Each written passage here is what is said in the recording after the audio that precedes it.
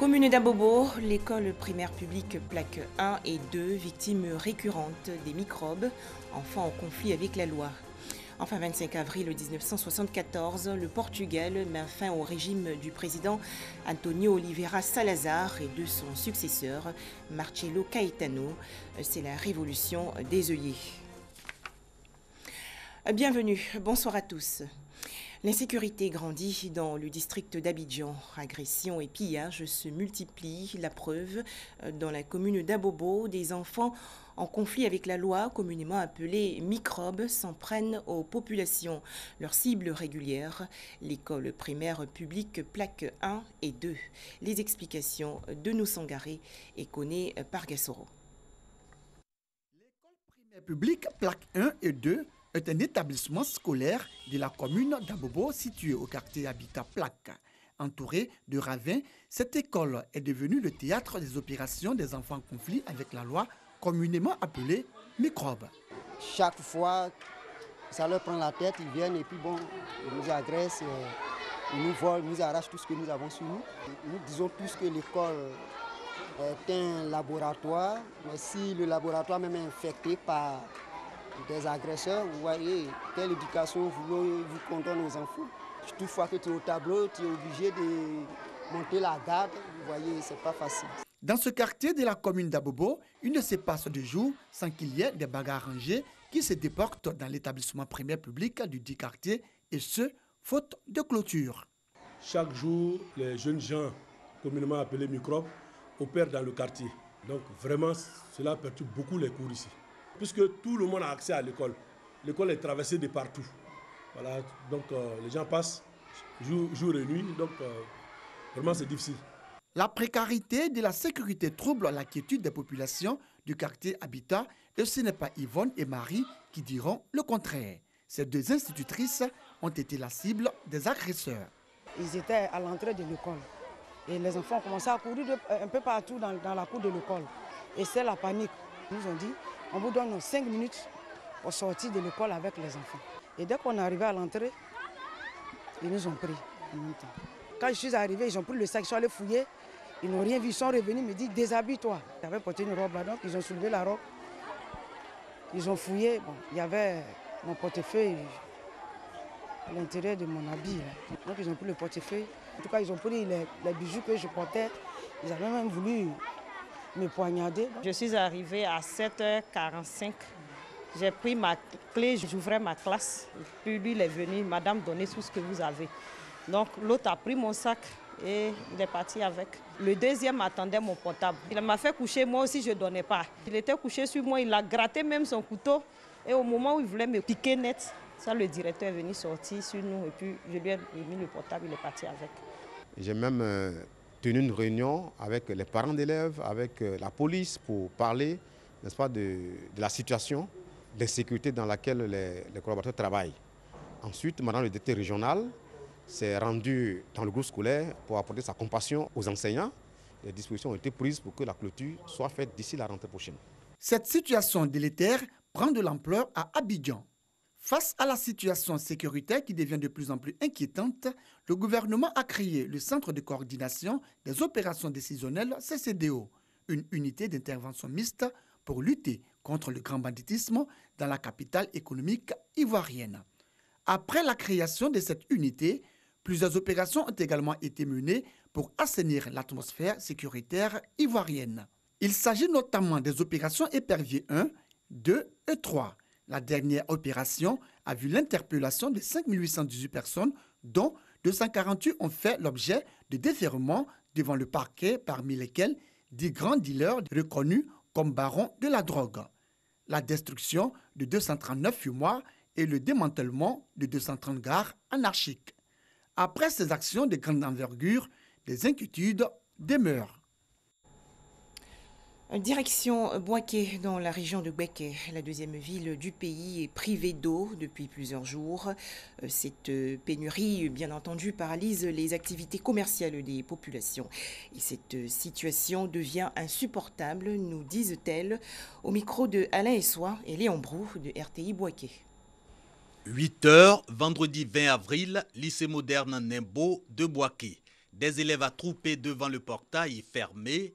Tous sont en retard au premier cours de la journée. Il y a quoi à 7 heures, mais à cause de problèmes d'eau, je viens à 8 heures parce que je suis allé chercher de l'eau partout. L'absence des élèves est réelle puisque le matin, il doit se lever pour courir après de l'eau. Il faut d'abord qu'il puisse trouver de l'eau, se laver, prendre la route de l'école. Naturellement, ça va jouer d'abord sur son temps pour arriver à l'école, il va avoir des retards. La crise de l'eau à Boaké, une situation en passe de s'ériger en mobile de retard en classe et dans les administrations, obligés que sont les élèves et travailleurs d'aller à la recherche d'eau avant toute activité. Clément, lui, a de la chance. Dans le lycée où il enseigne, l'eau coule encore dans les robinets. Il peut donc s'approvisionner. Ce matin, vous m'avez vu avec des bidons d'eau. On ne peut pas venir au travail sans se laver. Il faut régler le problème d'eau à la maison. L'administration, pas le seul secteur perturbé par la crise de l'eau. Restaurants, salons de coiffure, stations de lavage auto, chantiers immobiliers en font également les frais. Pour le moment, nous avons le premier chantier qu'on vient de débuter. Par manquant d'eau, nous sommes en retard. On ne peut pas toujours payer de l'eau. Pour payer une barrique d'eau, il faut 1000 francs. Et par jour, on prend au moins 10 barriques d'eau. Nous faisons recours aux femmes, qui savons puiser de l'eau dans des puits pour nous servir. Comme sur ce chantier immobilier, le fonctionnement des services de santé repose aussi sur des formules toutes trouvées. C'est le cas ici à la maternité de Koko. Après toute consultation, il faut se laver les mains. Aujourd'hui, là, on n'arrive pas à respecter cette procédure-là.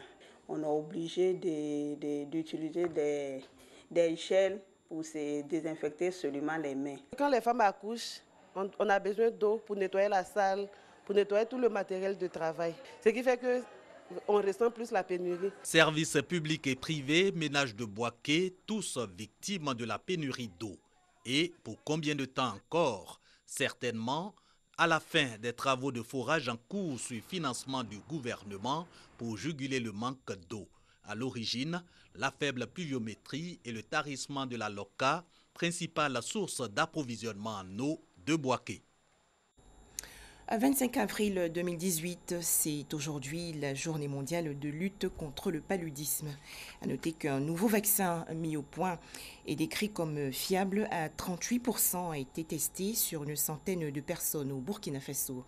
Il s'agit de vaccins faits à partir du parasite du paludisme. En France, garde à vue prolongée à Nanterre pour Vincent Bolloré. L'industriel français est interrogé depuis hier mardi dans le cadre d'une enquête sur des soupçons de corruption qui pèsent contre son groupe, notamment en Guinée-Conakry et au Togo. L'affaire Vincent Bolloré suscite bien entendu de nombreuses réactions, notamment en France, en Guinée-Conakry et au Togo. Plusieurs personnes se sont prononcées. Écoutons-les. La pratique de l'opacité dans les affaires et dans la politique est quelque chose de très courant au Togo. Et donc, il faut laisser la justice s'exprimer, aller jusqu'au bout. Je déplore simplement que ce ne soit pas au Togo que cette affaire soit traitée. Et je déplore également que le nom du chef de l'État togolais soit cité dans ce type d'affaires. Nous encourageons la justice française et nous les félicitons. Et parce que c'est une justice qui est en train de nous montrer qu'elle n'est pas ce que nous pensons le plus souvent. Et donc, c'est une affaire qui encourage nous, les organisations qui luttons dans le domaine de la lutte contre la corruption et qui sommes engagés et qui demandons toujours à ce que la vérité soit dite dans de pareils cas. Élections législatives au Liban, le scrutin va se tenir le 6 mai prochain. Objectif, renouveler les 128 membres de la Chambre des députés. C'est une aubaine pour les médias et chaînes qui en profitent pour se renflouer. Les candidats payent une grosse somme pour faire campagne. Ce candidat aux élections législatives libanaises vient présenter son programme sur la chaîne privée Future TV. Mais particularité du pays, il doit payer pour passer à l'antenne. Au Liban, les télévisions et radios privées font payer aux candidats parfois jusqu'à $6 000 la minute d'interview, voire $240 000 pour une émission complète. Et plus on approche du jour du vote, plus le prix augmente. Nous avons constaté des forfaits pour la campagne pouvant atteindre 1,5 million de dollars qui ont été présentés aux partis et aux listes qui veulent faire passer leurs idées et leurs projets.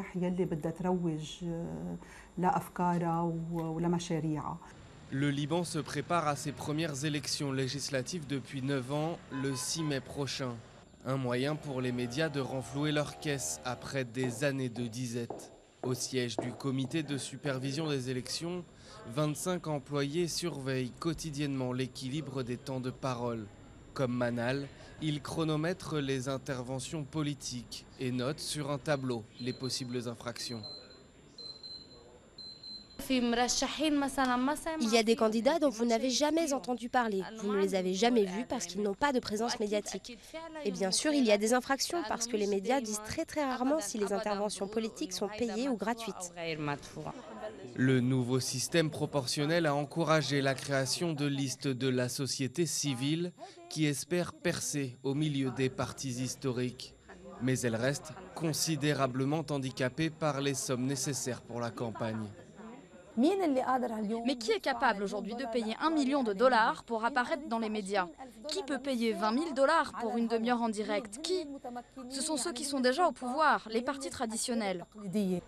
Le modèle économique des médias libanais repose largement sur l'argent politique des partis. Pour les listes alternatives, la campagne se limite donc principalement aux réseaux sociaux et à la télévision publique, la seule gratuite.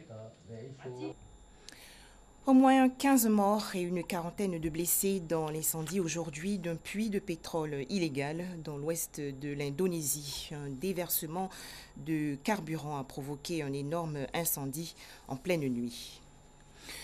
Des prisonniers politiques incarcérés dans des centres de détention où la torture est pratiquée. L'armée et la police qui ont recours à des indicateurs fondus dans la population.